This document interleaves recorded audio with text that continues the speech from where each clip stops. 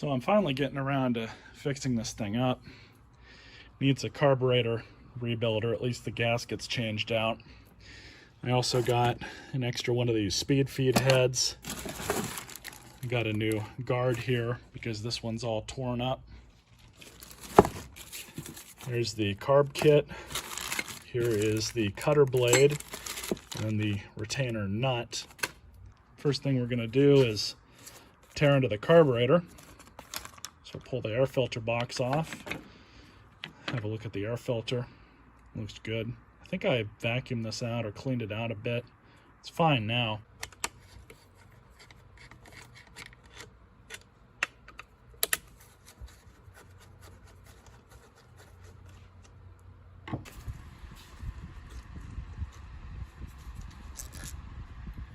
Set this aside.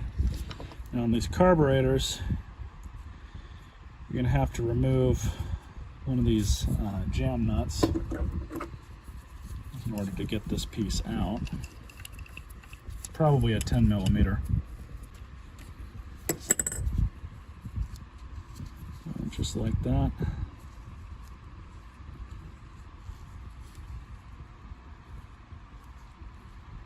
No big deal.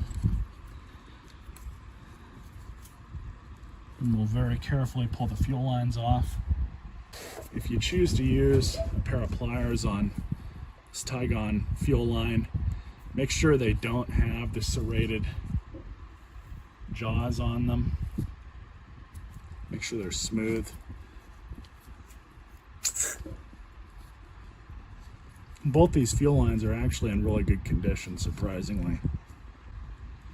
Just like that, pull them right off. Now on these, I like to use a magnetic bowl just so I can look at things a little bit easier. Don't have parts flying all over the place. Inside of this carb is really dirty. So, leak a little fuel, no surprise there. I do have another one of these, so we're going to inspect these two gaskets that are in here.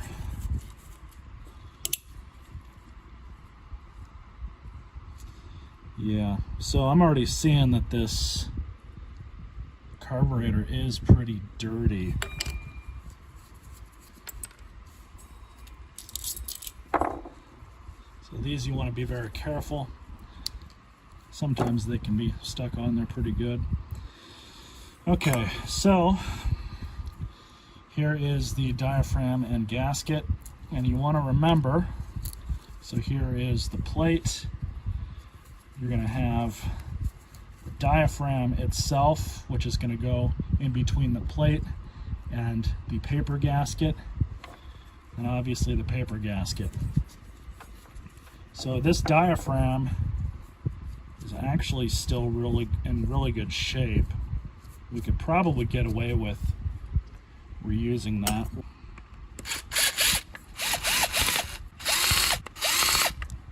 Got one more over here.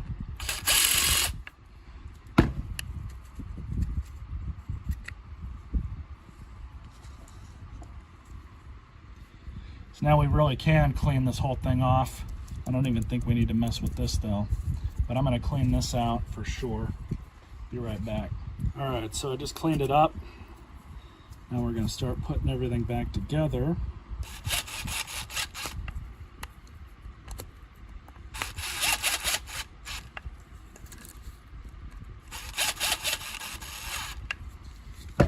So the kit also comes with a new lever, a new arm, a new needle, and a new spring. We're not going to replace those.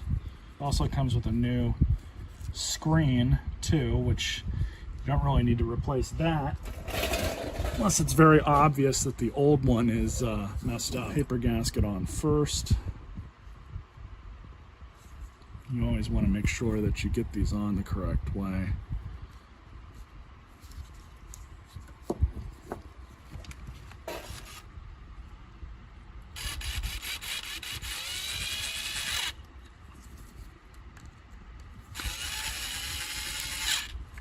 You guys will notice on this piece I left the gaskets intact, And I did that on purpose. Like I said, it's very easy to mess up installing these gaskets. I've done it before. Anybody can do it. But you just want to make sure that you line up everything. And this is, on the outside there, this thing's nice and clean, so I'm not really worried. But it can only go on one way. But the kicker is getting this second gasket on, getting them both on correctly. Single screw goes right back in. You'll notice I'm using my drill very slowly. Just like that. You don't need to over tighten them. Definitely not. Everything there is still good. Let me see if I have a new primer. So it goes back on just like this. And that primer, let me pull this off. So this, it'll be obvious if it goes in there or not, but you want to make sure it does. And stick the plate over it. So that's that. Carburetor is ready to be reinstalled. I know that this gas is fresh.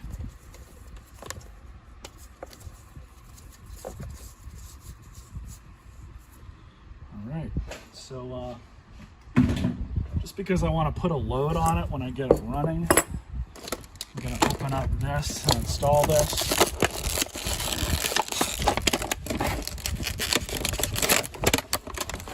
So these just basically just screw on.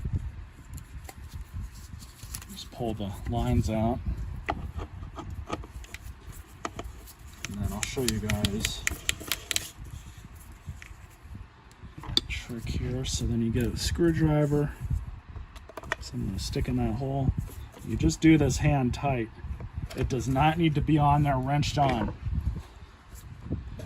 Alright, so these are pretty easy to change out. Let's take this wing nut off. And the washer.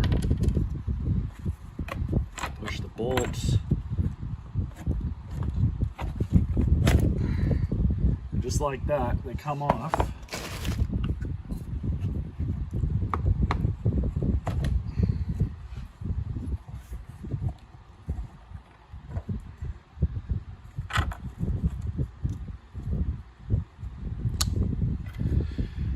And the aforementioned wing nut.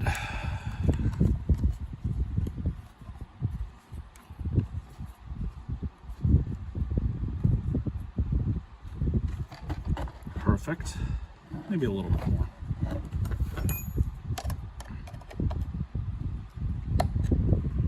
And so what better use would I have for a hodgepodge of mismatched aviation hardware than small engine repair? I make sure that when we've thrown stuff away over the years, I keep it.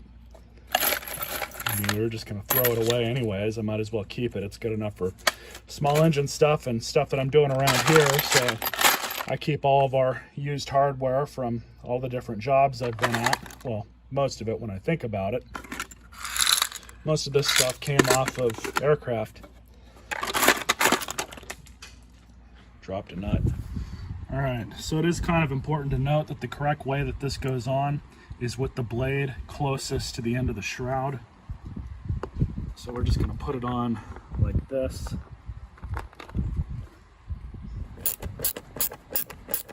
So that'll probably be fine. Let's take this pig back outside and run it a little bit. Okay, so they got this thing running good now. I want to show you guys just exactly what I had to do in order to get it to run right. So these carburetors are supposed to be non-adjustable. Now you can actually adjust them. It's not the easiest thing to do. But first you want to do is get a T25 screwdriver and pull these two bolts out. Pull the air box off. So now you have access to the carburetor. Now we need to take these 4 screws out.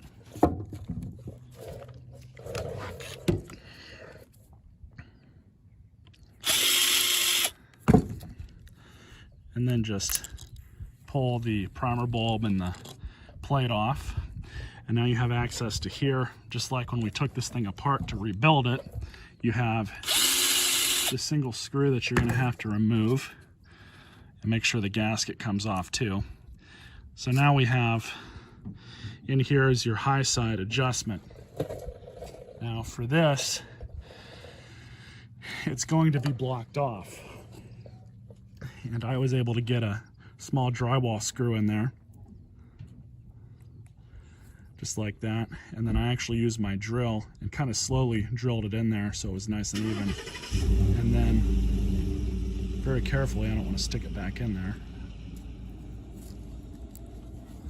but I was able to just pull it out like that. So they put this little blocker here to prevent you from adjusting this. This isn't Echo's fault. This isn't anybody's fault who used these Walbro carburetors. That's EPA laws. So if your unit is bogging down when you throttle up, but it idles perfectly, you would just bring this out just a little bit, and I'm only going to do it probably just a smidge here to get it running just a little bit better. But it's a huge pain, because every time you have to adjust it, you have to take this thing apart in order to get to this screw. So it's kind of a fool's errand to keep diddling around with one of these, but I mean, eventually you'll get it right. I just wish it didn't have to be like this. So put everything back on. Let's see if that small adjustment I made evened it out on full throttle. If not, I have to take this thing completely apart again to make a small, fine-tuned adjustment. And doing it like this, you're eventually going to get tired of screwing with it, but you can get it running as perfectly as you can. And maybe I might take it apart just one or two more times just to see if I can even the full throttle acceleration out. All right, so one more time. I just put the air filter and box back on. It actually runs quite a bit better now. Let's give it a try on some weeds.